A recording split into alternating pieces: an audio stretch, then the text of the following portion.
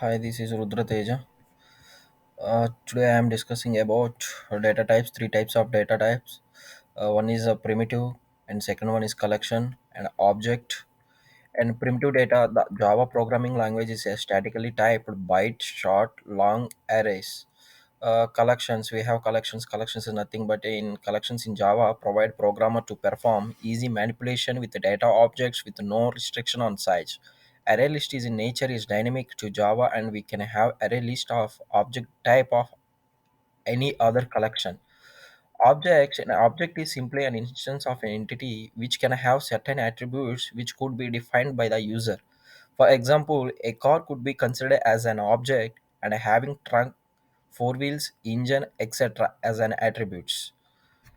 And here, a primitive data type is either a data type that is built into a programming language or one that could be characterized as a basic structure for building more data types.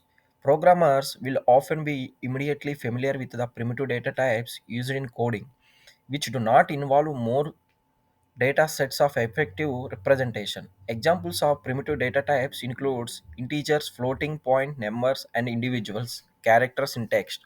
Each of these primitive data types is an example of something that doesn't require a large amount of data of representation.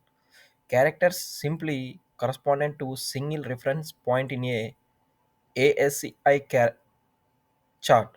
Integers are numbers that do not need complex identifiers such as exponents and decimal points. Boolean values require only a binary choice between two possible values. Other data type may or may not be primitive, but here depending on the design of your programming language or system, one common example is strings. A string variable is a collection of characters put together into a single dynamic variable. Programming language works on strings to amend them as necessary. In this case, if a string is built into a program or as a particular kind of support, it could be called primitive data type.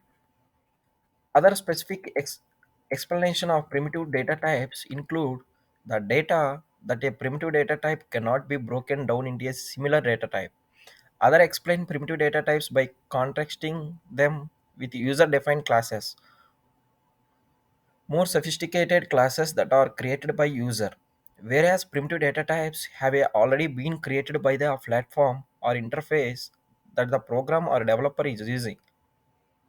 These explanations help to explain why one specific type of variable may be considered a primitive data type in one language but not in another language. Other experts may primitive data type with the derived data types which are created using collections of primitive data types.